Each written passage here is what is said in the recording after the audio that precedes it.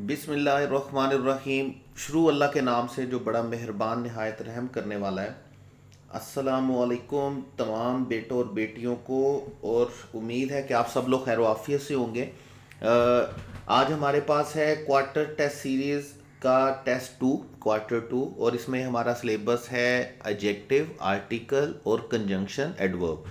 तो चूंकि हमारे पास अब क्वार्टर पे चले जाएंगे तो इसलिए हमारे पास बड़े लिमिटेड से क्वेश्चन की चॉइस होती है। आपको 24 क्वेश्चन मुझे बनाना होते हैं हर क्वार्टर के लिए। तो इसमें मैंने भरपूर कोशिश की है कि जो क्वेश्चंस मैंने लास्ट टाइम क्रैश में नहीं डाले थे वो मैं इसमें डालूं। और लास्ट टाइम क्रैश में जब आर्टिकल का टेस्ट हुआ था तो गालिबन हम आर्टिकल के रूल्स को कुछ ज़्यादा डिस्कस नहीं कर पाए थे। और मैं कमेंट्स आपके पढ़ता रहता हूँ। सबसे पहले तो आज तमाम बेटों और बेटियों का बड़ा शुक्रिया। बड़ा अच्छा लगता है आपके अच्छे अच्छे कमेंट्स पढ़ के। और जब कुछ काम नहीं भी करने का दिल कर रहा होता, लेक्चर नहीं भी रिकॉर्ड करने का दिल कर रहा होता, तो फिर दिल करता है कि यार इतने अच्छे अच्छे कमेंट्स आ रहे हैं, बच्चे इतना पसंद कर रहे हैं, तो फिर खुद ब खुद एक अल्लाह ताला की तरफ से एक हौसला, जज्बा और हिम्मत पैदा होती है लेक्चर को रिकॉर्ड करने के लिए। तो अच्छे अच्छे कमेंट करते रहा करें।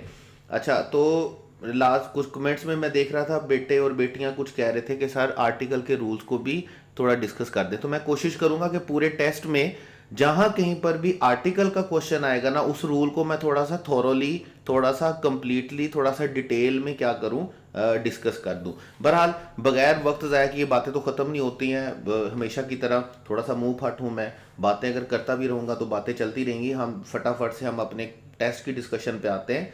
और क्वेश्चन नंबर है हमारे पास 177।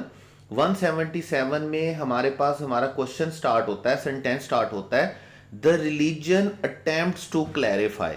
अब यहां पर जो है ना, एक बात पल्ले बांध लें। देखिए, सबसे पहले मैं आपको एक बात बताता हूं। जब भी आप आर्टिकल की बात करते हैं ना, आर्टिकल की बात करते हैं, तो आप याद रखिएगा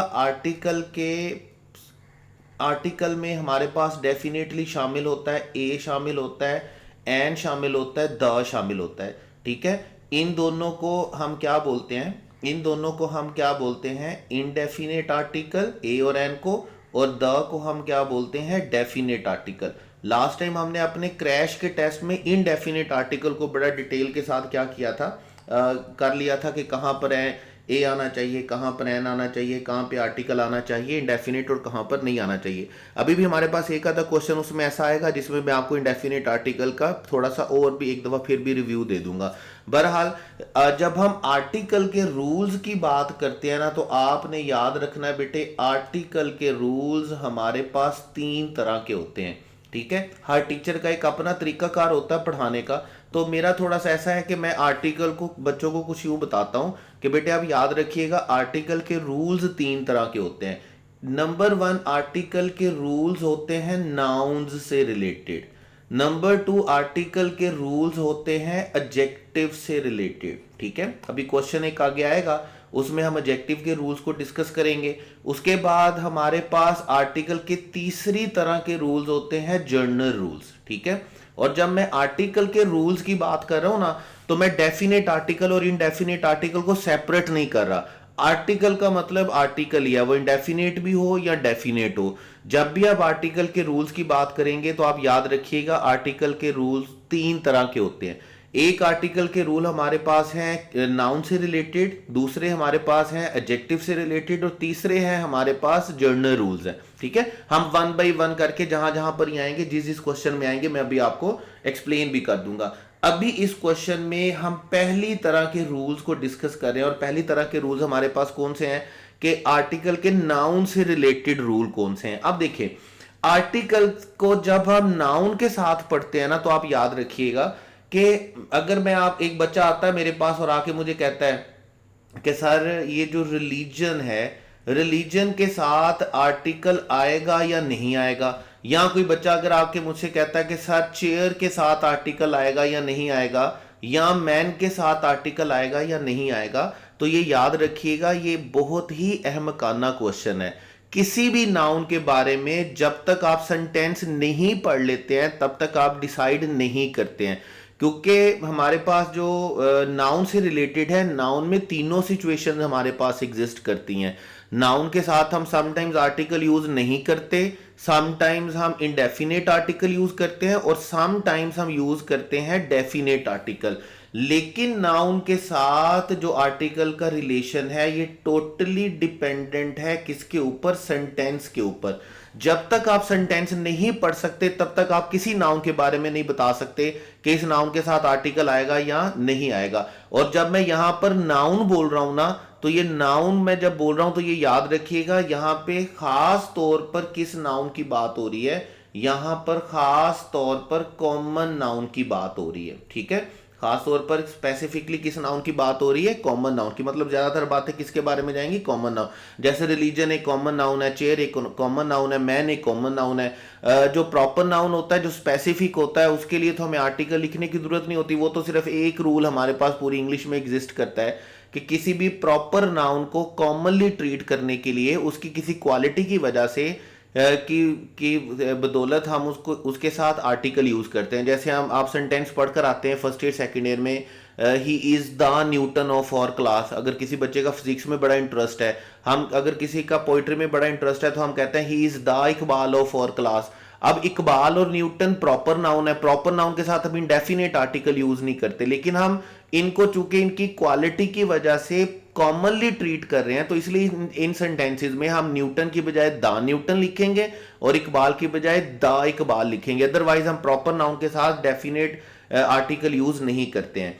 तो नाउन के जितने भी रूल्स होंगे ना, नाउन के जितने भी रूल्स होंगे वो टोटली सेंटेंस डिपेंडेंट होंगे। जब तक हम सेंटेंस नहीं पढ़ेंगे तब तक हम इस बात का फैसला नहीं कर सकते हैं कि हमारे पास सेंटेंस में इसके साथ कौन सा आर्टिकल। जैसे अभी मैंने आपसे कहा कि अगर कोई बच्चा पूछता है कि सर रिलीजन के साथ कौन सा आर्टिकल यूज होगा, चेयर के साथ कौन सा आर्टिकल यूज होगा, मैन के साथ कौन सा आर्टिकल यूज होगा, तो बेटे ये टोटली डिपेंड करता है सेंटेंस के ऊपर। जैसे देखें, अगर मैं 3 सेंटेंसेस लिखता हूं, मैं पहला सेंटेंस लिखता हूं man is a social animal.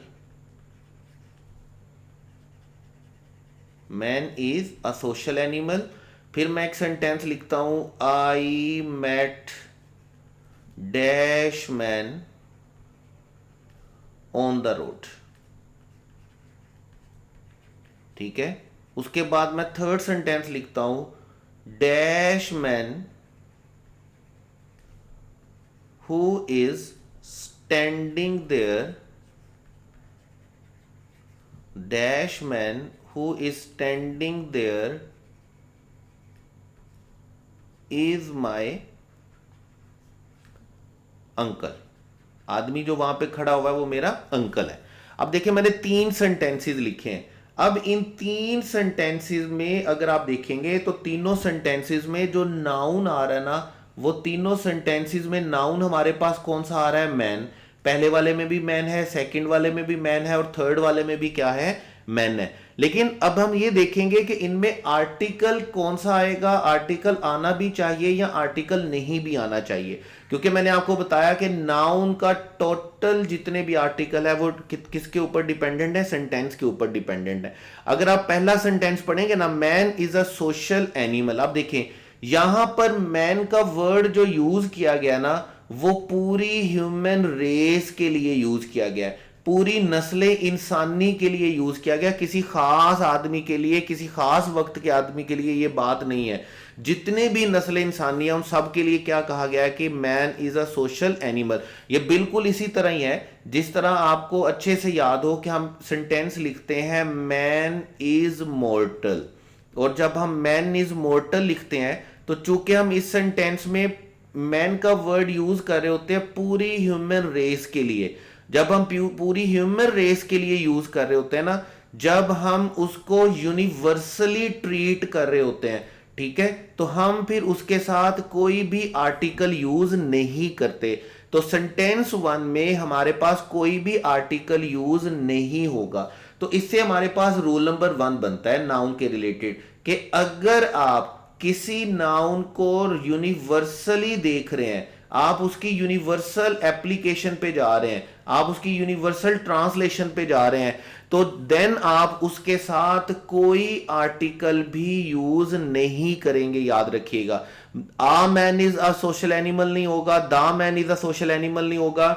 आपको इसके साथ कोई भी आर्टिकल लिखने की जरूरत नहीं है। इसी तरह हम नेक्स्ट सेंटेंस पे चलते हैं, I met dash man on the road. अब इस सेंटेंस में हम ये देखेंगे कि यार I met dash man on the road. अब इस मैन के बारे में जब हम देखेंगे कि इसकी यूनिवर्सल एप्लीकेशन तो नहीं है, ये पूरी नस्ल इंसानियत की बात तो नहीं हो रही ना, मैं पूरी नस्ल इंसानी को तो सड़क पे नहीं मिल सकता। यहां पर ये मैन तीन कंडीशंस को पूरा करता है। देखें, जब हम यूनिवर्सल एप्लीकेशन के लिए ना लिख रहे हो लेकिन हमारा नाउन तीन कंडीशंस को पूरा कर रहा हो।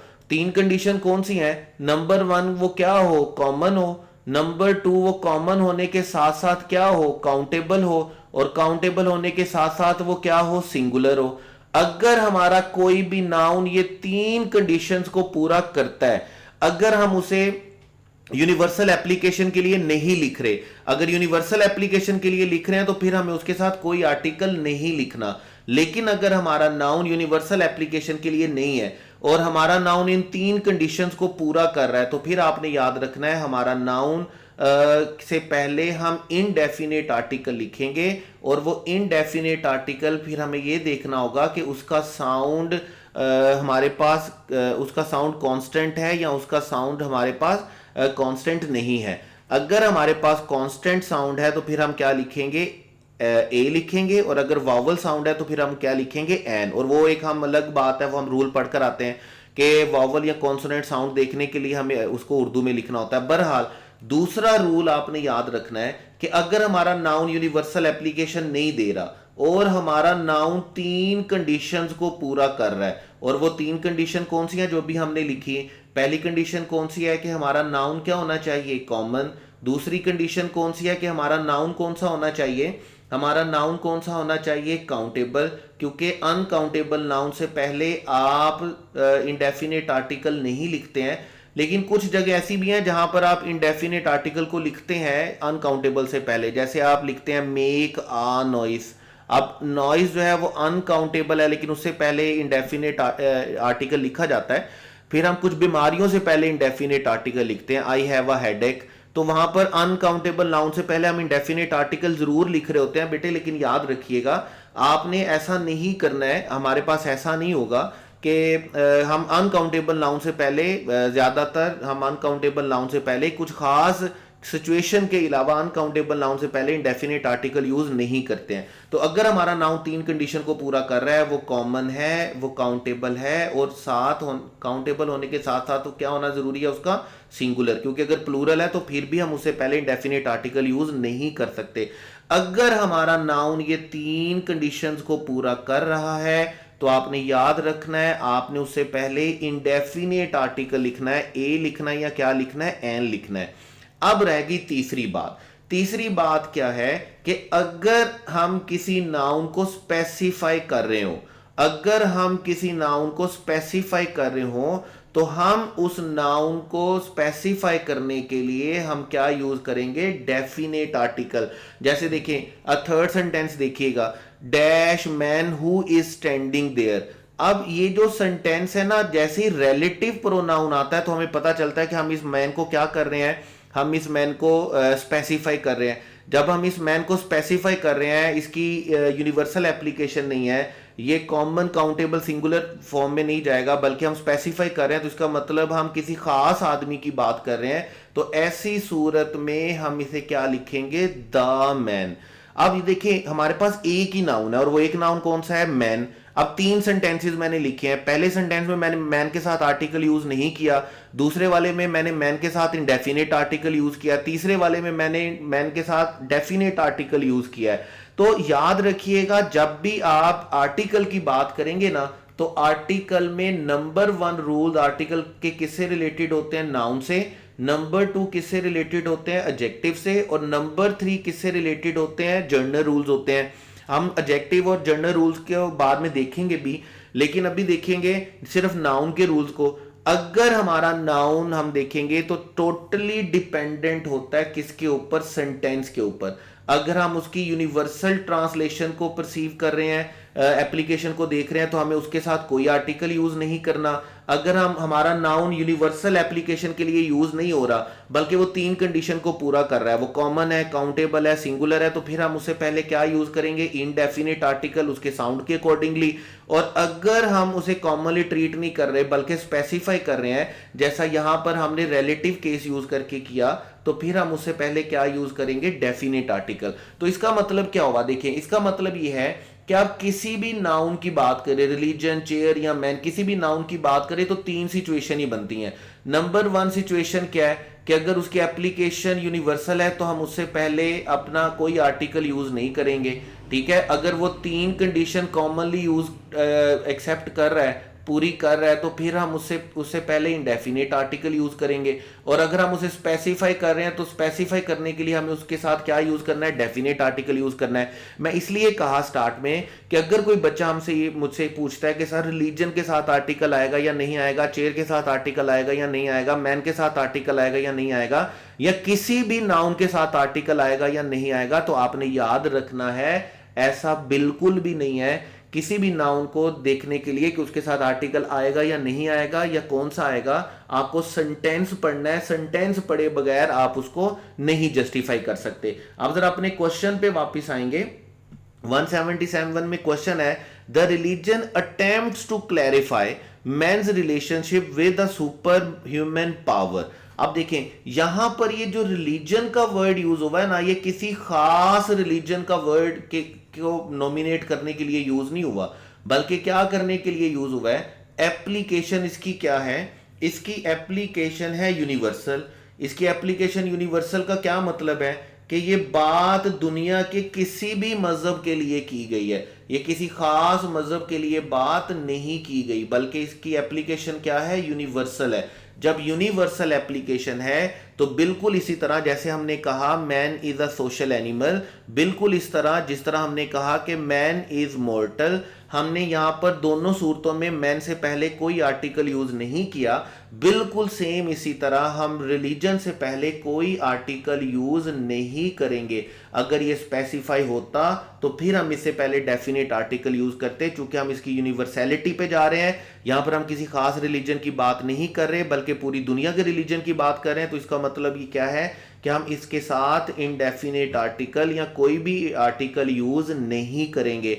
ये आर्टिकल के पहली तरह के रूल्स हैं नाउन से रिलेटेड, कि नाउन के साथ आर्टिकल आ भी सकता है, नाउन के साथ आर्टिकल नहीं भी आ सकता, नाउन के साथ डेफिनेट आर्टिकल भी आ सकता है और नाउन के साथ इनडेफिनेट आर्टिकल भी आ सकता है। यूनिवर्सल में जाएंगे तो कोई आर्टिकल नहीं आएगा, का हमारा नाउन 3 कंडीशन को पूरा करेगा तो इनडेफिनेट आर्टिकल आएगा, और अगर स्पेसिफाई कर देंगे, उसे कॉमनली ट्रीट नहीं करेंगे, प्रॉपरली ट्रीट करेंगे, तो फिर हम उससे पहले डेफिनेट आर्टिकल लिखेंगे। तो यहां पर बेटे 177 में आपका करेक्ट ऑप्शन होगा अल्फा। द रिलीजन में आप इनडेफिनेट आर्टिकल को क्रॉस करेंगे और आपका सेंटेंस रिलीजन से स्टार्ट होगा। तो आपके पास 177 का करेक्ट ऑप्शन क्या है, अल्फा। उसके बाद है जी 178। 178 सेंटेंस स्टार्ट होता है बोथ कैटल और रेल रोड। अब देखिए यहां पे 2 वर्ड्स लिखे हुए हैं, बोथ लिखा हुआ है और वर्ड लिखा हुआ है और। अब टेक्निकली और का मतलब तो होता है 2 में से एक, और बोथ का मतलब तो होता है दोनों, ठीक है। अब दोनों और बोथ और को आप इकट्ठा नहीं लिख सकते हैं, क्योंकि बोथ का मतलब होता है दोनों और का मतलब होता है 2 में से एक।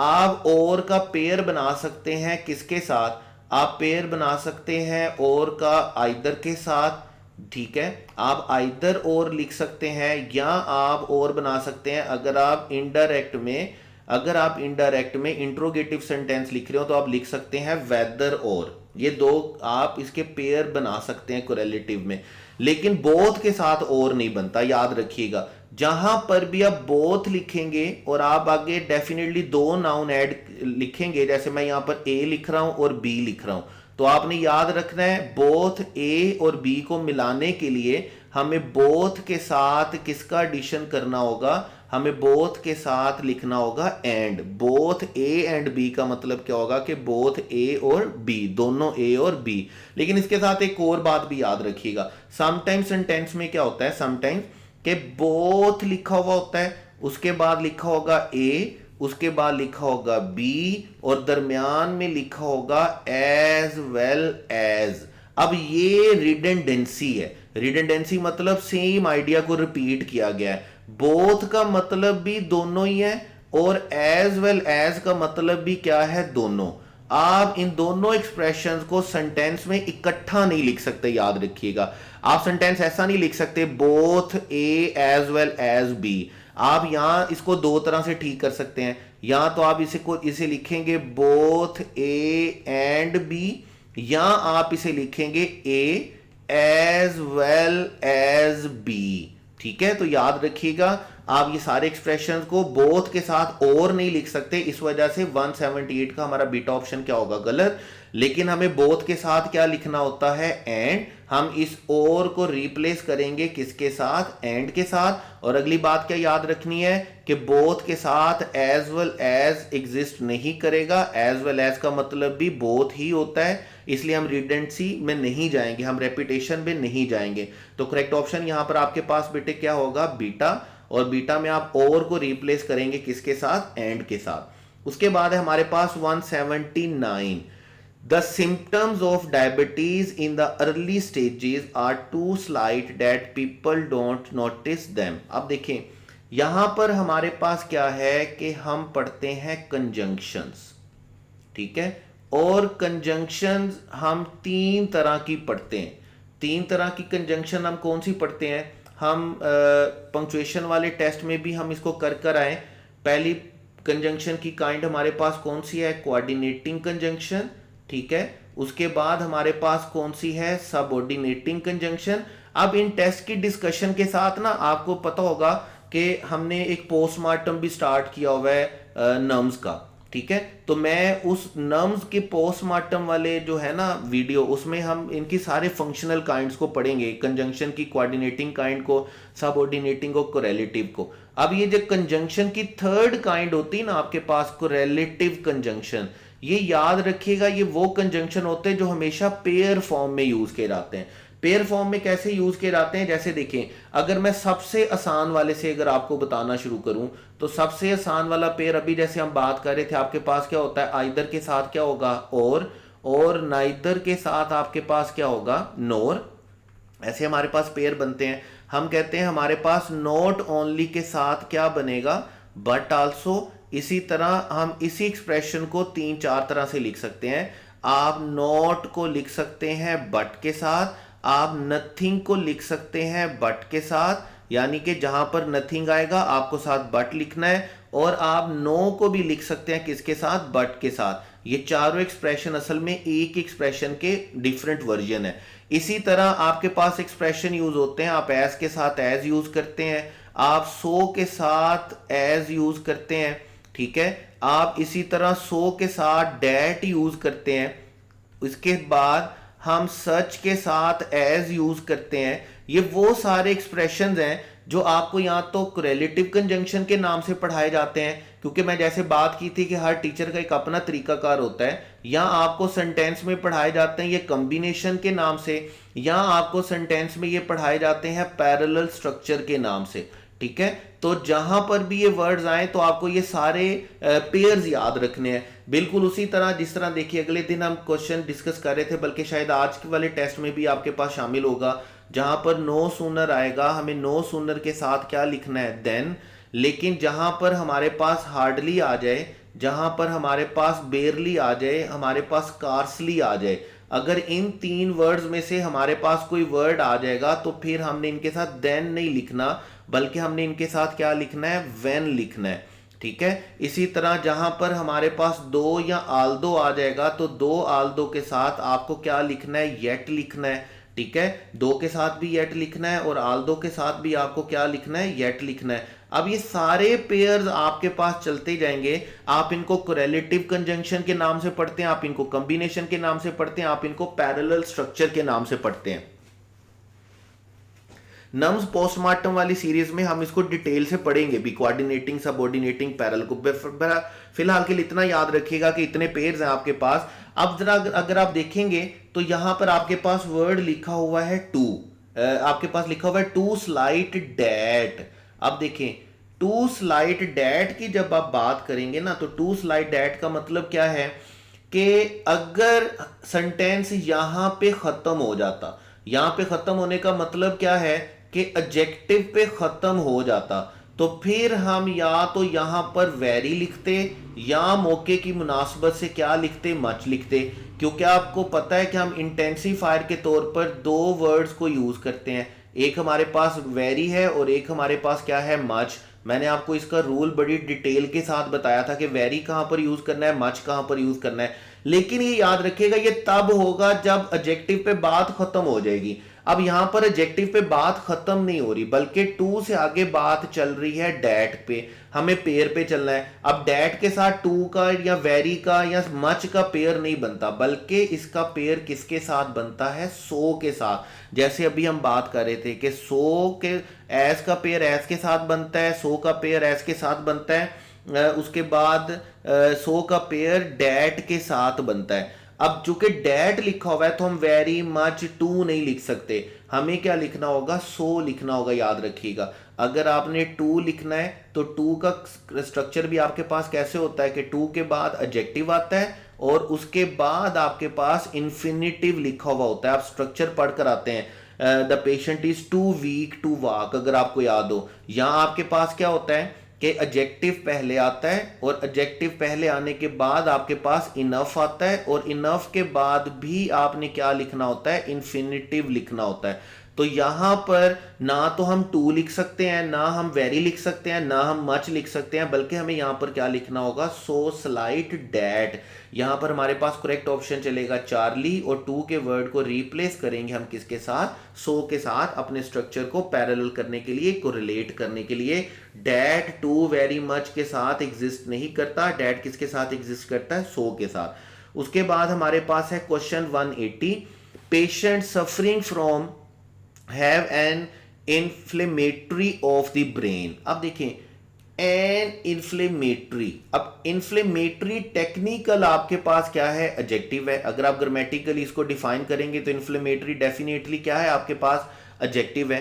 एडजेक्टिव है तो याद रखिएगा एडजेक्टिव से पहले इंडेफिनेट आर्टिकल नहीं आता। तीन चीजें आपने याद रखनी है, ठीक है। अगेन हम आर्टिकल की बात करेंगे, नाउन के लिए तीन चीजें आपने याद रखनी है, तीन चीजें।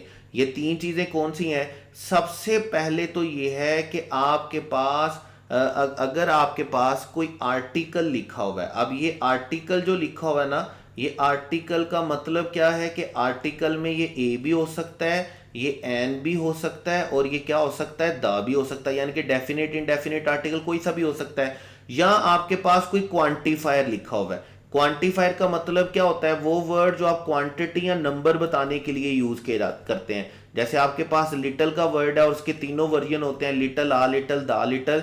या आपके पास फ्यू का वर्ड है, आपके पास मैनी का वर्ड है, आपके पास मच का वर्ड है, या आपके पास आल है, सम है, एनी है, जितने भी क्वांटिफायर आप पढ़ते हैं। अगर आपके पास क्वांटिफायर है तब भी, या तीसरी बात आपके पास कोई पोजेसिव एडजेक्टिव लिखा हुआ है। पोजेसिव एडजेक्टिव का मतलब क्या है, आपके पास पोजेसिव एडजेक्टिव का मतलब है, आई का पोजेसिव एडजेक्टिव क्या बनता है, माय। वी का पोजेसिव एडजेक्टिव क्या बनता है, आर। ही, यू का पोजेसिव एडजेक्टिव क्या बनता है, योर। ही का क्या बनता है, हिज। ये क्या होते हैं, पोजेसिव एडजेक्टिव। अगर आपके पास ये तीन चीजें सेंटेंस में लिखी हुई है ना, आर्टिकल लिखा हुआ है, क्वांटिफायर लिखा हुआ है, या पोजेसिव एडजेक्टिव लिखा हुआ है, तो आपने याद रखना है इन तीनों सूरतों में इनके बाद आने वाला जो पार्ट ऑफ स्पीच है वो क्या होना चाहिए, नाउन होना चाहिए, वो एडजेक्टिव नहीं होना चाहिए। याद रखिएगा। तो यहां पर एन इन्फ्लेमेटरी नहीं आएगा, बल्कि इसको ठीक करने के लिए आप इन्फ्लेमेटरी को क्या बनाएंगे, इन्फ्लेमेशन। आप इसे नाउन बनाएंगे, याद रखिएगा। लेकिन यहां पर एक और बात का भी ख्याल रखिएगा। एक और बात कैसे, जैसे देखिए फर्ज करें मैं एक सेंटेंस लिख रहा हूं, मैं कहता हूं ही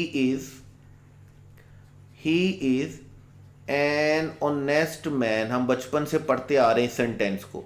अब इस सेंटेंस में अभी मैंने क्या कहा कि जहां पर इंडेफिनिट आर्टिकल आ जाएगा ना, तो इंडेफिनेट आर्टिकल के साथ आपको क्या यूज करना है, आपको नाउन यूज करना है। लेकिन यहां पर तो इंडेफिनेट आर्टिकल के बाद क्या आया हुआ है, एडजेक्टिव आया हुआ है। बेटे देखेंगे एडजेक्टिव किसके लिए आया हुआ है, नाउन के लिए। हमने यहां पर एन किसके लिए लिखा, मैन के लिए। अगर ये सेंटेंस मैं कुछ यूं लिखता हूं, देखिए अगर मैं लिखता हूं ही इज एन ऑनेस्ट, ठीक है, अगर मैं एन ऑनेस्ट पे सेंटेंस को खत्म कर दूंगा तो फिर मैं एन ऑनेस्ट नहीं लिखूंगा, फिर मैं क्या लिखूंगा, ही इज ऑनेस्ट। फिर मुझे इंडेफिनेट आर्टिकल लिखने की जरूरत नहीं है।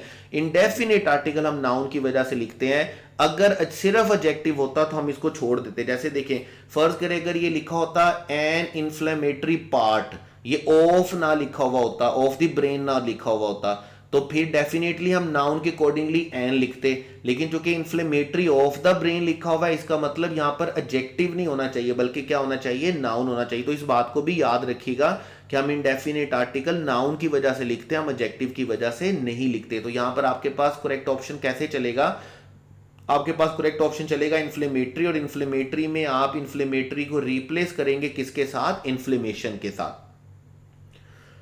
उसके बाद है बेटे आपके पास क्वेश्चन 181।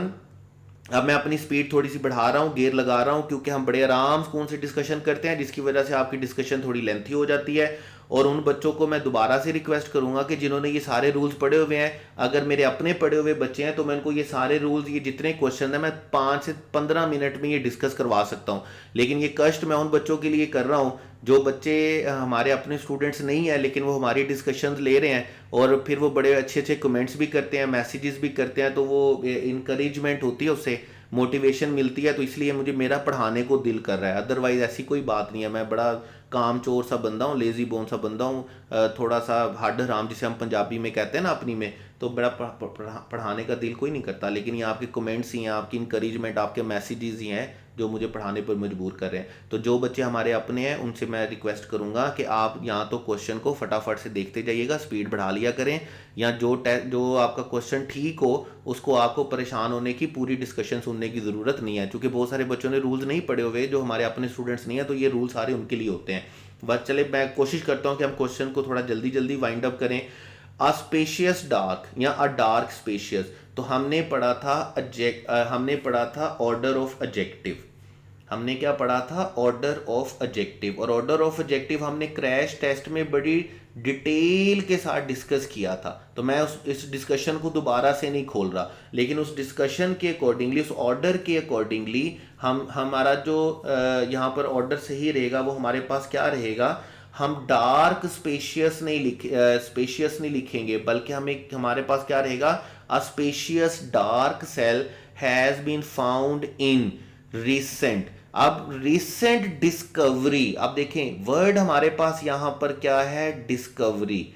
अब डिस्कवरी के वर्ड को आप देखेंगे कि क्या डिस्कवरी यूनिवर्सल एप्लीकेशन में है, बिल्कुल नहीं है यूनिवर्सल एप्लीकेशन में। तो फिर हम देखेंगे कि क्या डिस्कवरी 3 कंडीशन को पूरा कर रही है, क्या डिस्कवरी कौन सी 3 कंडीशन को पूरा करना चाहिए, ये कॉमन होना चाहिए, तो डेफिनेटली डिस्कवरी क्या है, कॉमन है। नंबर 2, ये काउंटेबल होना चाहिए, तो डेफिनेटली डिस्कवरी का प्लूरल चूंकि डिस्कवरीज होता है तो इसलिए ये काउंटेबल है। और यहां पर ये क्या होनी चाहिए, सिंगुलर होनी चाहिए। जब हमारा नाउन इन 3 कंडीशंस को पूरा करता है तो हम इससे पहले इंडेफिनेट आर्टिकल लिखते हैं। इस वजह से आ रिसेंट डिस्कवरी ठीक होगा, रिसेंट डिस्कवरी ठीक नहीं होगा, जिसकी वजह से हमारा करेक्ट ऑप्शन बेटे कौन सा चलेगा, अल्फा।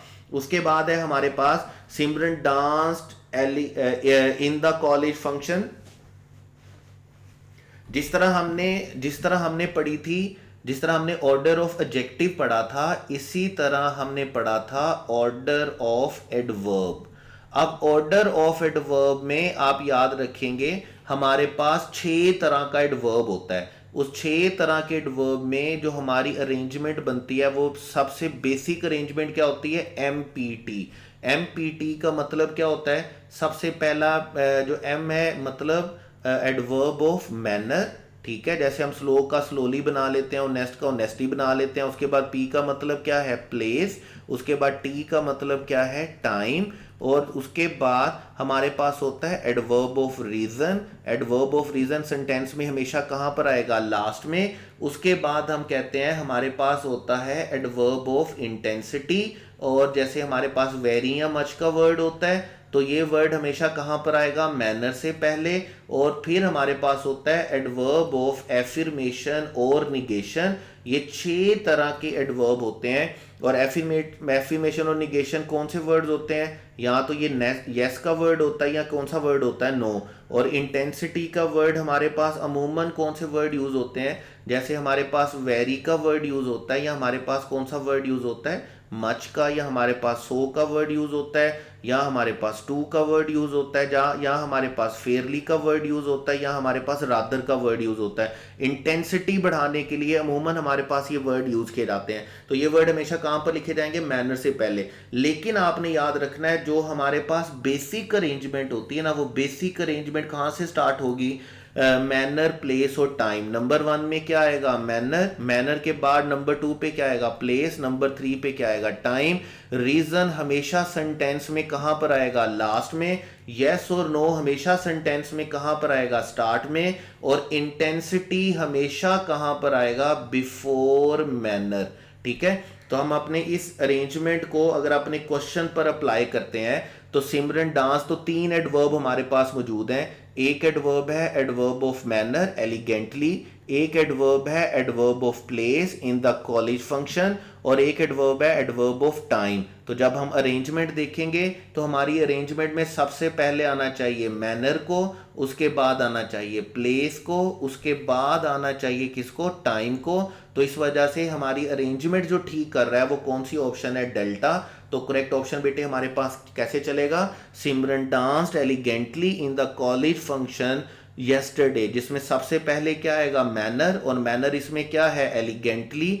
उसके बाद हमारे पास क्या आएगा, नंबर 2 पे क्या आएगा, प्लेस। प्लेस क्या है, इन द कॉलेज फंक्शन। और तीसरी बात हमारे पास क्या आएगा, टाइम। और टाइम हमारे पास क्या है, यस्टरडे। ठीक है, तो ये 3 अरेंजमेंट हमारे पास ठीक होंगी और हमारे पास करेक्ट ऑप्शन बेटे कौन सा रहेगा, डेल्टा। उसके बाद है हमारे पास 183। अब 183 जो आपका क्वेश्चन है ना, इसमें I did not participate in the function, she neither does या नाइदर शी। देखें, पहली बात तो ये जब नाइदर का वर्ड यूज करते हैं ना तो शी नाइदर डज नहीं होता। फिर अगर ऐसा होता तो डेफिनेटली हम इसे और लिखते, नॉर लिखते इसके साथ, और आगे कुछ और एक्शन भी लिखा हुआ होता। तो अकेला नाइदर हम एक्शन के लिए यूज नहीं कर सकते, इसका मतलब हमारा अल्फा और बीटा ऑप्शन क्या होगा, गलत।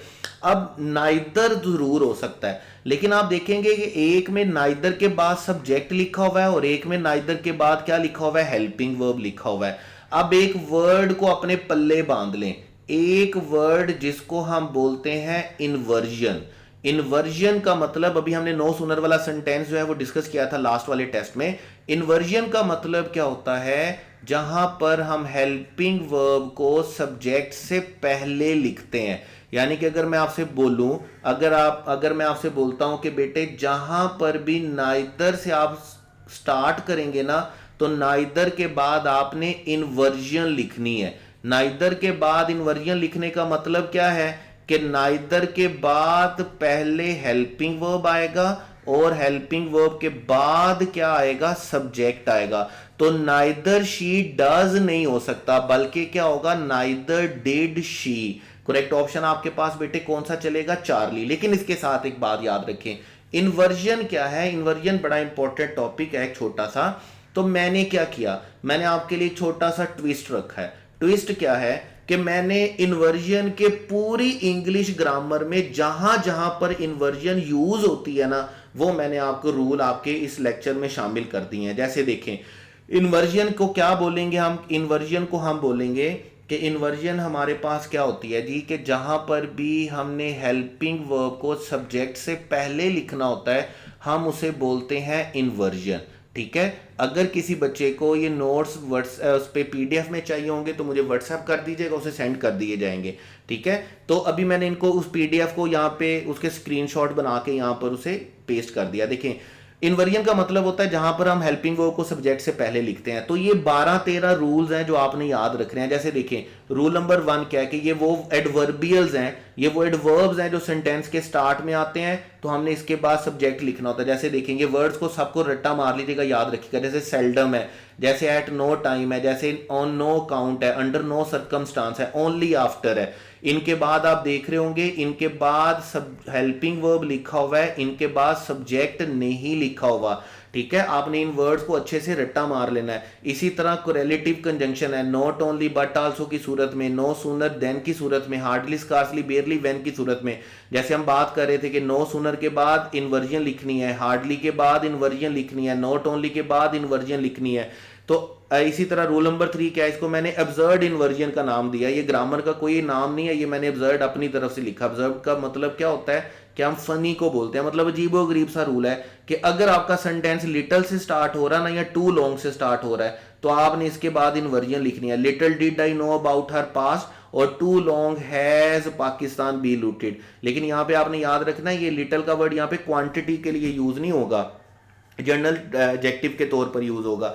इसी तरह आपके पास नेक्स्ट रूल चलेगा, इन्वर्जन लिखनी आपने सेकंड पार्ट में। कुछ एक्सप्रेशन आपके पास ऐसे हैं, नॉट अंटिल है, ओनली आफ्टर है, नॉट सिंस है, ओनली व्हेन है। ये 4 वर्ड आपने याद रखना है कि जब भी आप ये 4 वर्ड लिखेंगे तो आपकी इन्वर्जन फर्स्ट पार्ट में नहीं आएगी बल्कि सेकंड पार्ट में आएगी। जैसे देखें एग्जांपल 1 देखिएगा, until you sign the contract is it valid, वैसे होना चाहिए था इट इज वैलिड, लेकिन क्या है इज इट वैलिड। इसी तरह not since robin died has many made her wife laugh, और यहां पर हमने क्या लिखा, has anyone made her wife laugh.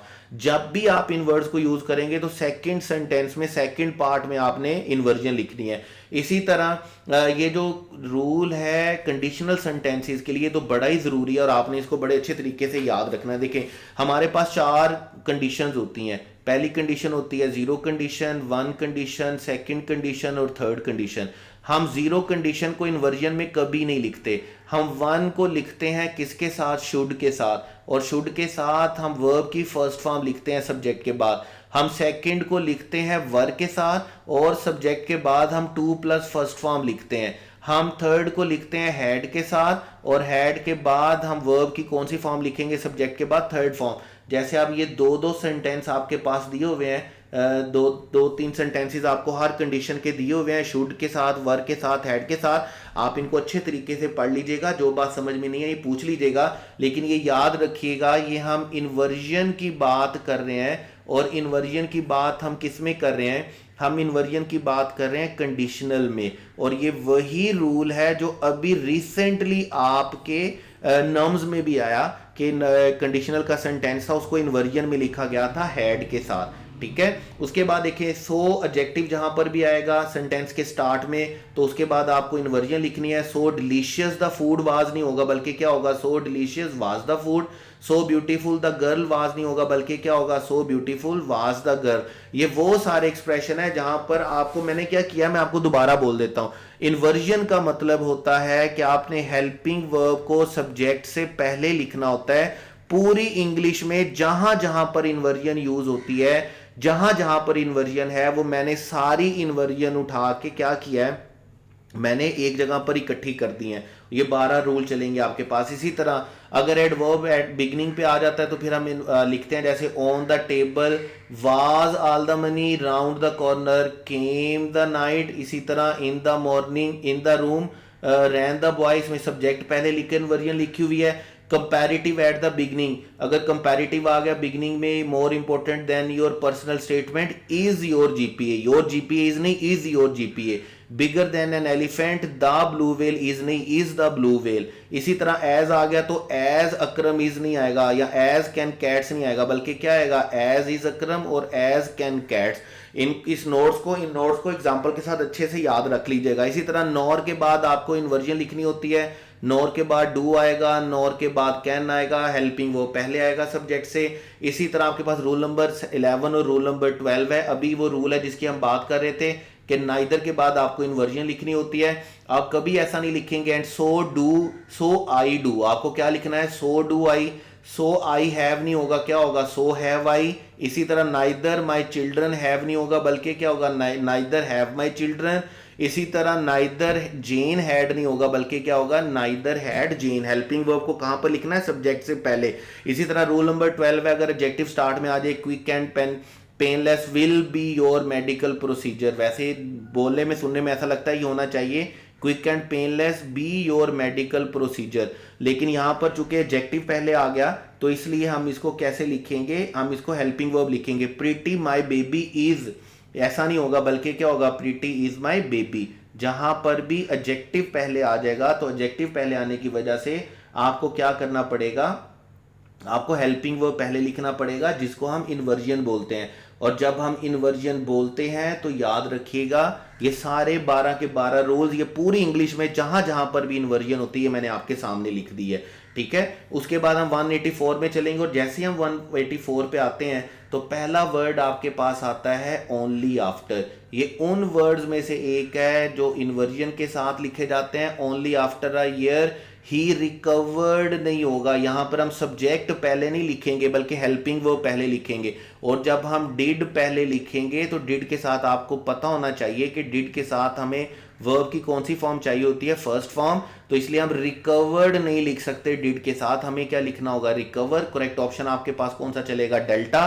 Only after को याद रखिएगा। अब अगर आपने इन्वर्जन के रूल में ओनली आफ्टर को याद किया होता तो आपके पास ये क्वेश्चन बिल्कुल ठीक होता, आपको बिल्कुल परेशान होने की जरूरत ना होती। तो ये जितने 12 रूल्स हैं आपके पास इन्वर्जन के, इनको अच्छे तरीके से सारे रूल्स को क्या करना है, रट्टा मार लीजिएगा। एक पूरा टॉपिक है आपके पास इन्वर्जन का, और उसमें कंडीशनल में जो इन्वर्जन है वो अभी आपके पास नम्स में भी आया क्वेश्चन।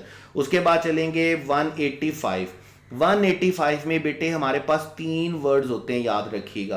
पहला वर्ड हमारे पास होता है समटाइम्स, ये इकट्ठा लिखते हैं, एस के साथ लिखते हैं। दूसरा वर्ड हमारे पास होता है सम टाइम, और इसको हम कैसे लिखेंगे, इसको हम विदाउट एस लिखते हैं लेकिन इकट्ठा लिखते हैं। और तीसरा एक्सप्रेशन हमारे पास होता है सम टाइम, यहां पर हम सम टाइम लिखेंगे, ना ही एस लिखेंगे और इसको इकट्ठा नहीं लिखेंगे, बल्कि इसको किसके साथ लिखेंगे, स्पेस के साथ लिखेंगे, याद रखिएगा। ये जो सम टाइम्स है ना, सम टाइम्स का मतलब होता है ऑफन, सम टाइम का मतलब होता है यूजुअली, जिसको आप बोलते हैं ना आम तौर पर, बाजुकात, अक्सर उकात, जो आप वर्ड यूज करते हैं उसकी ट्रांसलेशन आपके पास क्या होती है, सम टाइम्स। सम टाइम का मतलब होता है इंडेफिनिट फ्यूचर के लिए हम खास तौर पर यूज करते हैं। जैसे हम बोलते हैं ना, किसी को, अपने दोस्तों को बोल देते हैं, हम बोलते हैं यार कभी कभी इकट्ठे होते हैं, किसी टाइम इकट्ठे होते हैं, किसी दिन चाय का प्रोग्राम बनाते हैं, किसी दिन खाने का प्रोग्राम बनाते हैं। तो इसके लिए हम कौन सा वर्ड यूज करेंगे, सम टाइम, जिसके साथ एस नहीं आता। फिर तीसरा वर्ड आता है सम टाइम, जो स्पेस के साथ आता है। इसका मतलब होता है ड्यूरेशन और पीरियड, जिसको आप उर्दू में बोलते हैं थोड़ी देर। सम टाइम्स का मतलब क्या होता है, अक्सर औकात। सम टाइम का मतलब क्या होता है, कभी किसी वक्त। और इसी तरह आपके पास सम टाइम का मतलब क्या होता है, थोड़ी देर, थोड़ा वक्त।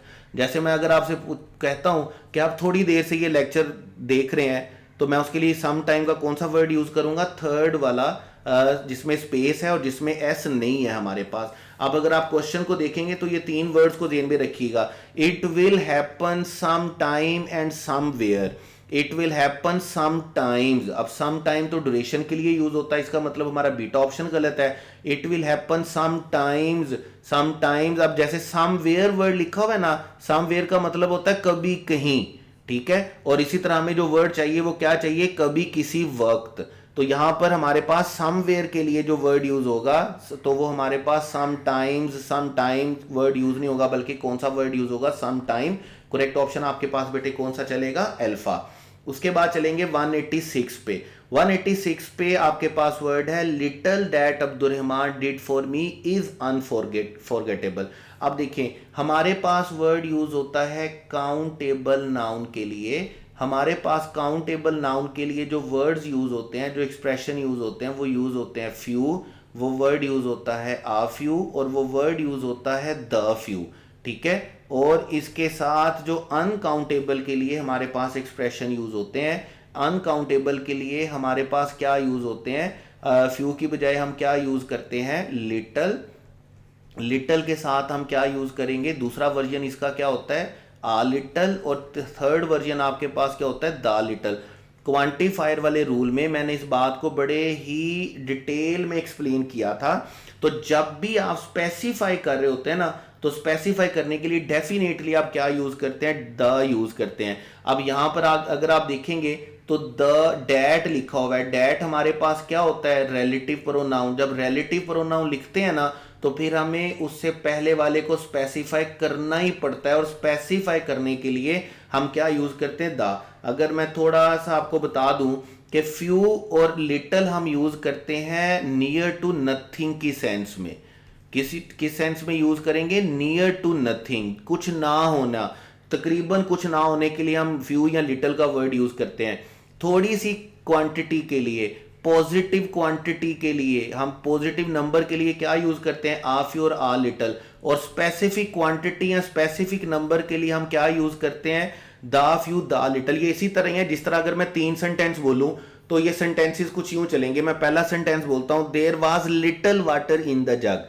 There was little water in the jug का मतलब क्या होगा कि जग में पानी नहीं था। उसके बाद सेकंड आपके पास है there was a little water in the jug. इसका मतलब क्या होगा, जब मैं आ लिटिल बोलूंगा तो इसका मतलब पॉजिटिव कि जग में थोड़ा सा पानी था। और अगर मैं बोलूंगा the little water in the jug was dirty, जो जग में थोड़ा सा पानी था ना वो गंदा था। तो यहां पर मैं इसको क्या कर रहा हूं, स्पेसिफाई कर रहा हूं। तो जब भी आपने रिलेटिव प्रोनाउन लिखना होता है तो आपने स्पेसिफाई करना होता है, और लिटिल को स्पेसिफाई करने के लिए हम क्या यूज करते हैं द। तो यहां पर चूंकि हम स्पेसिफाई कर रहे हैं, स्पेसिफिक कर रहे हैं, तो हमें डेफिनेट आर्टिकल लिखना है। करेक्ट ऑप्शन आपके पास बेटे कौन सा चलेगा, डेल्टा। उसके बाद है 187 में Shivangi is as cleverer as than honest. ठीक है, अब देखें नंबर 1, अगर मैं चारों सेंटेंसेस में अलग-अलग से आपको बता देता हूं, एज प्लस एज जहां पर भी आता है ना, या सो प्लस एज जहां पर भी आता है, तो आप इस बात को अच्छे से समझते हैं कि उसके दरमियान हमें एफर्मेटिव डिग्री लिखनी होती है, यानी कि हमें पॉजिटिव डिग्री लिखनी होती है, हमें कंपैरेटिव या सुपरलेटिव डिग्री नहीं लिखनी होती। तो यहां पर क्लेवरर लिखना गलत है। वैसे भी इससे पहले भी मैं इस क्वेश्चन का रूल आपको बता देता हूं। अगर हम दो चीजों को कंपेयर कर रहे होते हैं ना, दो नाउन्स को कंपेयर कर रहे होते हैं, तो फिर हम डेफिनेटली कंपैरेटिव डिग्री के साथ क्या लिख रहे होते हैं, देन। लेकिन अगर हम एक ही नाउन की दो क्वालिटीज को कंपेयर कर रहे हैं, एक्स और वाई को कंपेयर कर रहे हैं, तो फिर आपने याद रखना है, फिर हम मोर का वर्ड यूज करते हैं पॉजिटिव डिग्री के साथ, और पॉजिटिव डिग्री के साथ हम कौन सा वर्ड यूज करेंगे, देन। जैसे देखिए, अगर मैं बोलता हूं असलम अकरम से ज्यादा ईमानदार है, तो टेक्निकली मैं क्या कर रहा हूं कि मैं ए को कंपेयर कर रहा हूं बी के साथ। मैं ए को कंपेयर कर रहा हूं किसके साथ, बी के साथ। अब ए को बी के साथ कंपेयर कर रहा हूं तो मैं कंपैरेटिव डिग्री लिखूंगा और देन लिखूंगा। लेकिन मैं बोलता हूं कि असलम ईमानदार होने से ज्यादा सच्चा है, अब मैं असलम को किसी और के साथ कंपेयर नहीं कर रहा, बल्कि असलम की ही दो क्वालिटीज को कंपेयर कर रहा हूं। जब मैं असलम की दो क्वालिटीज को कंपेयर करूंगा तो आपने याद रखना है, आपने फिर कंपैरेटिव डिग्री नहीं लिखनी, आपने पॉजिटिव डिग्री के साथ मोर लिखना है और साथ कौन सा वर्ड लिखना है, देन का। जैसे यहां पर आपके पास जो करेक्ट ऑप्शन चलेगा, Shivangi is more clever than honest, वो ईमानदार होने से ज्यादा चालाक है। तो यहां पर चूंकि हम शिवांगी की दो क्वालिटीज को कंपेयर कर रहे हैं, तो हम यहां पर देन के साथ कंपैरेटिव डिग्री नहीं लिखेंगे, बल्कि पॉजिटिव डिग्री के साथ क्या लिखेंगे, मोर। तो यहां पर आपके पास करेक्ट ऑप्शन बेटे कौन सा चलेगा, बीटा। और Shivangi is cleverer than honest क्यों ठीक नहीं होगा, क्लेवरर देन कब ठीक होगा, जब हम दो नाउन को कंपेयर कर रहे होंगे। मोर क्लेवरर हो ही नहीं सकता क्योंकि कंपैरेटिव क्लेवरर पहले से ही है, आप उसको मोर क्लेवरर नहीं लिख सकते। करेक्ट ऑप्शन आपके पास बेटे कौन सा चलेगा, बीटा। जब भी आप एक ही नाउन की दो क्वालिटीज को कंपेयर कर रहे होंगे तो आपने याद रखना है, आपने मोर के साथ पॉजिटिव डिग्री लिखनी है, देन के साथ कंपैरेटिव डिग्री नहीं लिखनी, बल्कि देन के साथ पॉजिटिव डिग्री लिखनी है और पॉजिटिव डिग्री के साथ मोर का वर्ड लिखना है। उसके बाद है 188, ही इज फास्टर देन। जब भी आप देन लिख रहे हैं, कंपेयर कर रहे हैं, तो डेफिनेटली आपको देन लिखना है, डैट तो आप लिख नहीं सकते कंपैरिजन के लिए, इसका मतलब आपका डेल्टा ऑप्शन गलत है। और जब भी आप देन लिख रहे होते हैं तो उसके साथ आपको कंपैरेटिव डिग्री लिखनी होती है, इसका मतलब आपका फास्टेस्ट गलत है। अब जब भी देन लिख रहे होते हैं और देन के बाद आ जाए एनी, तो एनी के साथ कौन सा वर्ड आना जरूरी होता है? Any other. तो he is faster than any boy in the class नहीं होगा, बल्कि क्या होगा? He is faster than any other boy in the class. जब भी आपने देन लिखा तो देन के साथ कौन सी डिग्री आएगी? कंपैरेटिव। लेकिन अगर देन के बाद एनी आ गया तो एनी के साथ फिर कौन सा वर्ड आना चाहिए? Any other. तो करेक्ट ऑप्शन आपके पास बेटे यहां पर कौन सा चलेगा? Correct option is beta. ये वो क्वेश्चन है जो हम पहले से भी डिस्कस कर चुके हैं, इसलिए मैं यहां पर इसकी डिटेल में नहीं जा रहा। या आप क्रैश वाली सीरीज में देखेंगे तो उसमें इनको हमने बड़ी डिटेल के साथ डिस्कस किया हुआ है। उसके बाद है 189। जैसे ये वाला क्वेश्चन है, हमने अपने क्रैश में, हमने अपने लास्ट वाले टेस्ट में जो हमारा क्रैश टेस्ट था, जो FLP था गाल्बन नम्स का, उसमें जो हमने लिया, उसमें हमने इस क्वेश्चन को बड़े ही अच्छे तरीके से डिस्कस किया था कि जब आप एंड के साथ दो सुपरलेटिव डिग्री को कंबाइन कर रहे होते हैं ना, तो आप सेकंड वाले के साथ आर्टिकल नहीं लिखते। आर्टिकल सिर्फ किसके साथ लिखना होता है? फर्स्ट वन के साथ। और वो भी अगर फर्स्ट वन से पहले कोई पोजेसिव केस लिखा हुआ है तो फिर उसके साथ भी आर्टिकल लिखने की जरूरत नहीं है। जैसे देखें, लंडन जो लिखा हुआ है ये पोजेसिव केस है। जब पोजेसिव केस लिखा हुआ है और पोजेसिव केस के साथ आप सुपरलेटिव डिग्री लिख रहे हैं तो इसके साथ आपको आर्टिकल लिखने की कतई तौर पर जरूरत नहीं है। लंदन्स द बिजिएस्ट नहीं होगा, बल्कि क्या होगा? लंदन्स बिजिएस्ट। और उसके बाद फिर आप जब एंड के बाद सुपरलेटिव डिग्री लिख रहे हैं, आपने आर्टिकल पहले वाले के साथ लिख दिया, सेकंड वाले के साथ आपको आर्टिकल लिखने की जरूरत नहीं है। तो यहां पर हमारे पास जो बीटा ऑप्शन है वो किसकी वजह से गलत होगा? एंड द मोस्ट नहीं आएगा, बल्कि क्या आएगा? And most. अब अल्फा और डेल्टा में London busiest and most affluent, यहां तक तो सारी बात ठीक है, लेकिन इसके साथ क्या लिखा हुआ है? One of. ये भी बड़ा जरूरी एलिमेंट है, इसको भी ध्यान में रखिएगा। मैं इसको स्टार कर रहा हूं। वन ऑफ का मतलब होता है बहुत सारों में से एक। और जब आप वन ऑफ लिखते हैं तो याद रखिएगा इसके साथ आने वाला सब्जेक्ट हमेशा क्या होगा? प्लूरल होगा। One of London busiest and most affluent street नहीं होगा, बल्कि क्या होगा? स्ट्रीट्स होगा। करेक्ट ऑप्शन आपके पास बेटे कौन सा चलेगा? डेल्टा। आपने पोजेसिव एडजेक्टिव लिखा तो आपको आर्टिकल लिखने की जरूरत नहीं, एंड के बाद आर्टिकल लिखने की जरूरत नहीं, क्योंकि हमने एंड से पहले लिखना था। और दूसरी बात, जहां पर वन ऑफ आएगा तो साथ में आने वाला सब्जेक्ट सिंगुलर नहीं होगा, बल्कि क्या होगा? प्लूरल होगा। तो करेक्ट ऑप्शन क्या होगा? डेल्टा। उसके बाद है आपके पास 190। और 190 आपके पास क्वेश्चन है, याद रखिएगा, डबल नेगेटिव का। डबल नेगेटिव क्या है? कि आप एक ही सेंटेंस में दो निगेशन को इकट्ठा नहीं लिखेंगे, क्योंकि मैथ का रूल याद रखिएगा, माइनस माइनस क्या बन जाता है? प्लस बन जाता है। ठीक है, तो आप दो माइनस इकट्ठा नहीं करेंगे। जैसे देखें, आपने सेंटेंस में लिख दिया वोंट, आपने एक नेगेटिव एक्सप्रेशन लिख दिया ना। जब आपने एक नेगेटिव एक्सप्रेशन लिख दिया है तो आप उसके साथ नोबडी, नन का वर्ड यूज नहीं करेंगे, बल्कि आपको कौन सा वर्ड यूज करना है? एनीबॉडी का। और समबॉडी का वर्ड तो आप वैसे भी सम का वर्ड किसके लिए यूज करते हैं? याद रखिएगा, एफर्मेटिव सेंटेंस के लिए। करेक्ट ऑप्शन आपके पास कौन सा चलेगा? चार्ली। देखें, ये रूल हमारे पास वैसे टेक्निकली कहां पे चलता है? हमारे पास सम का वर्ड होता है, हमारे पास एनी का वर्ड होता है, या तीसरा वर्ड हमारे पास होता है नो। ठीक है, नो के साथ आपको हमेशा सेंटेंस क्या लिखना है? एफर्मेटिव, क्योंकि अगर आप नेगेटिव लिखेंगे तो ये डबल निगेशन पे चला जाएगा। एनी के साथ आपको सेंटेंस क्या लिखना है? नेगेटिव। ठीक है, तो अगर पॉजिटिव लिखेंगे तो एनी के साथ अग्री नहीं करेगा। और सम के साथ आपको सेंटेंस क्या लिखना है? एफर्मेटिव। ठीक है, लेकिन हम एनी के साथ एक सूरत में एफर्मेटिव सेंटेंस भी यूज करते हैं और सम के साथ नेगेटिव सेंटेंस, इंट्रोगेटिव सेंटेंस भी यूज करते हैं। ठीक है, तो वो एक लंबा चौड़ा रूल था जो हमने अपने क्रैश में बड़ी डिटेल के साथ डिस्कस किया। तो यहां पर आप जब वोंट लिख दिया तो आप नो बडी या नन नहीं लिखेंगे, और सम बडी हम इसलिए नहीं लिखेंगे क्योंकि सम एफर्मेटिव के लिए यूज होता है। तो करेक्ट ऑप्शन हमारे पास बेटे कौन सा चलेगा? चार्ली। इस रूल को हम क्या बोलते हैं? Double negative. नेगेटिव नेगेटिव क्या होते हैं? प्लस होते हैं। उसके बाद चलेंगे आप, उसके बाद हमारे पास है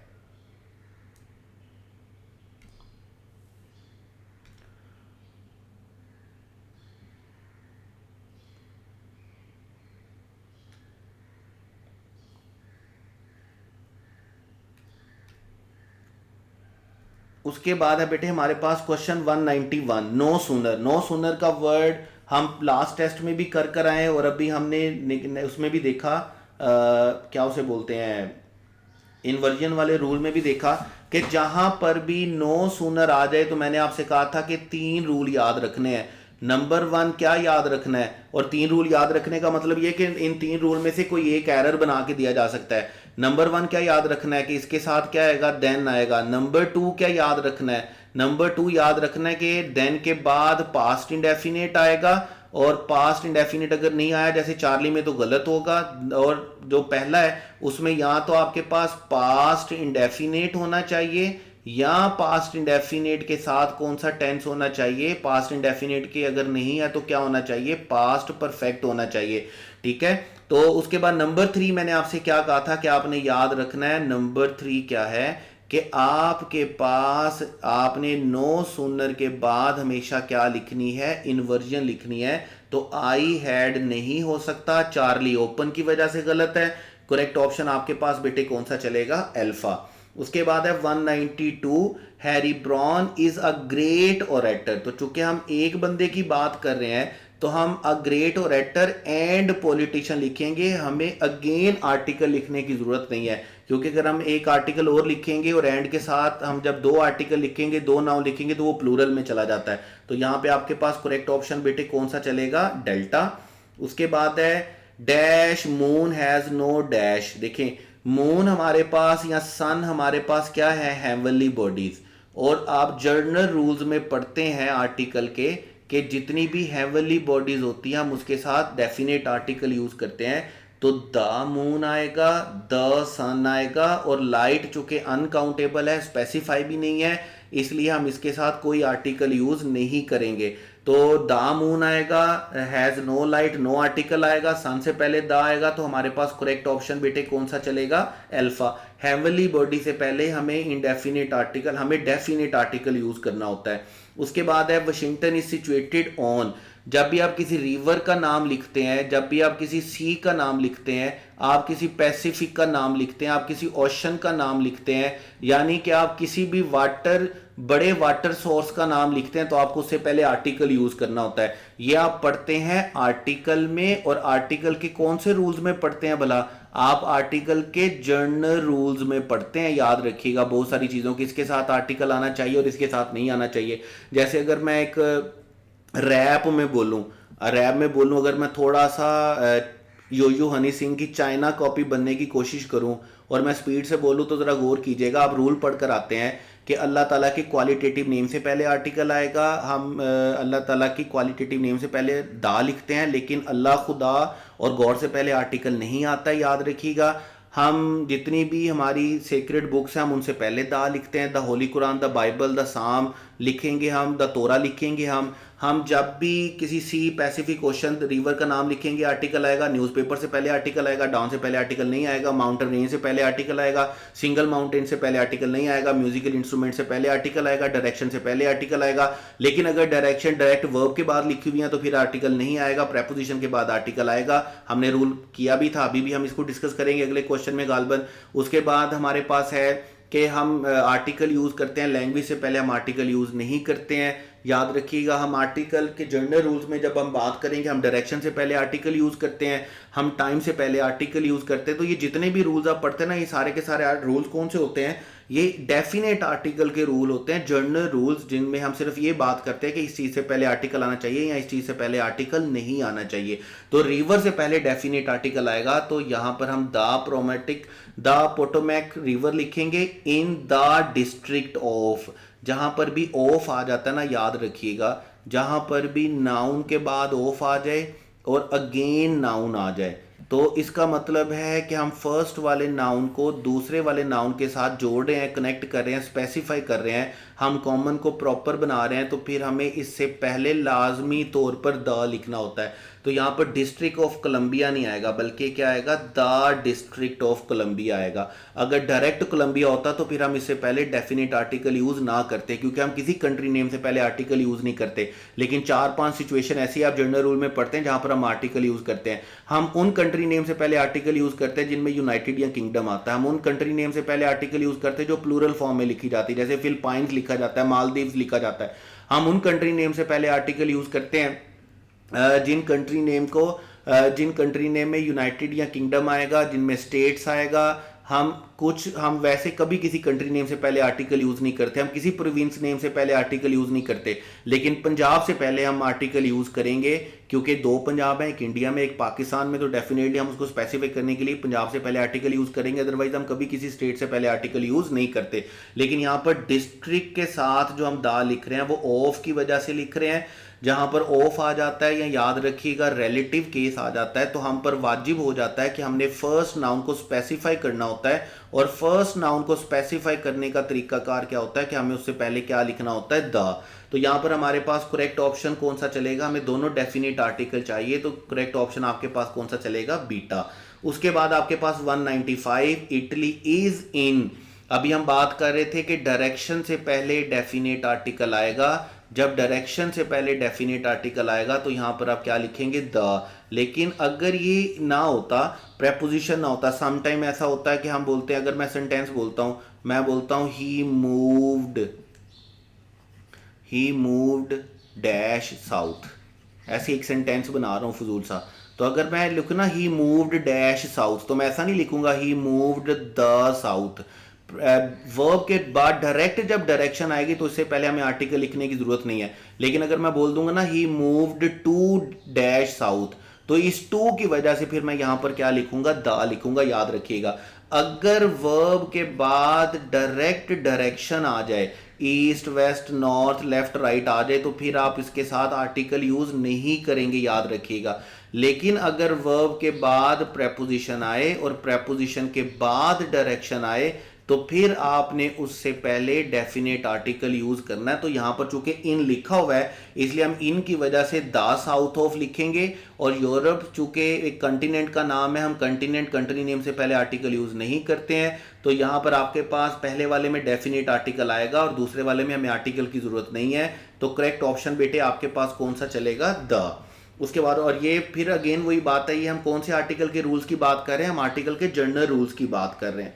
उसके बाद है 196, the match started at 5 PM। तो याद रखिएगा, शार्पली, एट, शार्प या एग्जैक्ट कोई वर्ड नहीं होते। ऐसी सूरत में आपको हमेशा क्या लिखना होता है, आपको एडजेक्टिव लिखना होता है। शार्प आप एडवर्ब्स फॉर्म में लिखेंगे, शार्प आपको शार्पली, एट शार्प या एग्जैक्ट लिखने की ज़रूरत नहीं है। करेक्ट ऑप्शन आपके पास क्या होगा, शार्प। उसके बाद आपके पास चलेगा we are dash to have him. हमारे पास जो वो कैप के क्वेश्चन चलेंगे, तो हमारे पास है we are dash to have him dash here. तो याद रखिएगा, ऐसी सूरत में हम हमेशा कौन सा एक्सप्रेशन यूज करते हैं, we are pleased to have him over here. ठीक है, करेक्ट ऑप्शन आपके पास कौन सा चलेगा, बीटा। उसके बाद आपके पास the defence minister said today that the government was determined to dash the accord. Accord याद रखिएगा, हम किसको बोलते हैं, अग्रीमेंट को। तो जब अग्रीमेंट की बात होगी, गवर्नमेंट की बात होगी, मिनिस्टर की बात होगी, तो डेफिनेटली हम कौन सा वर्ड चूज करेंगे, इम्प्लीमेंट। आप प्रैक्टिस, परफॉर्म या इन्वेस्ट का वर्ड तो यूज नहीं कर सकते। आपको जो भी गवर्नमेंट पॉलिसी बनाती है, एग्रीमेंट बनाती है, उसके ऊपर क्या करना होता है, इम्प्लीमेंट करना होता है। तो करेक्ट ऑप्शन आपके पास क्या चलेगा, अल्फा। उसके बाद है ट्रबल्ड। मैं जल्दी जल्दी से बोल रहा हूं, शायद हमारी डिस्कशन पहले से बहुत लेंथी हो गई है। तो ट्रबल्ड का जो सिनोनिम है वो याद रखिएगा, वो क्या होता है, अफ्लिक्टेड। और उसके बाद आपके पास अबंडेंट का जो वर्ड है, अबंडेंट का जो वर्ड देखें, रिवर्ट का जो मतलब होता है ना, ये मैं चारों वर्ड आपको बता देता हूँ। रिवर्ट का मतलब होता है रिटर्न, वापस होना, ठीक है। और रेलिस्ट का मतलब होता है जॉय, हैप्पीनेस को हम बोलते हैं। रिवाइव का मतलब क्या होता है कि दोबारा एम्पावर होना, दोबारा मोटिवेट होना, मतलब दोबारा अपनी असल हालत में आना। और तीसरी बात है रिलिंक्विश्ड का मतलब हमारे पास क्या होता है, सरेंडर करना, ठीक है, लीव करना, भागना, अबंडन, ठीक है, अब सुपुर्द कर देना अपने आप को, शिकस्त तस्लीम कर लेना। तो अबंडेंट का जो करेक्ट सिनोनिम हमारे पास चलेगा वो यहाँ पर हमारे पास क्या चलेगा, रिलिंक्विश। करेक्ट ऑप्शन आपके पास क्या होगा, चार्ली। और ये थी आज की आपके पास क्रैश क्वार्टर टेस्ट सीरीज़ की Q2 की डिस्कशन। आई होप सो कि आपको मज़ा आया होगा, एंजॉय किया होगा, सीखने के लिए कुछ नया मिला होगा। इसी तरह प्यार देते रहिएगा, रिस्पेक्ट देते रहिएगा। आपके वर्ड्स बड़े मैटर करते हैं, इंकरेज करते हैं, मोटिवेट करते हैं। तो ढेर सारा ख्याल रखिएगा। Wish you all the best. इसी तरह लाइक कमेंट शेयर करते रहा करें, दूसरों को बताते रहा करें, क्योंकि मैं हमेशा आपको कहता हूं जो दूसरों के लिए आसानियां पैदा करता है अल्लाह ताला उसके लिए आसानियां पैदा करता है। तो wish you all the best. Allah हाफिज़।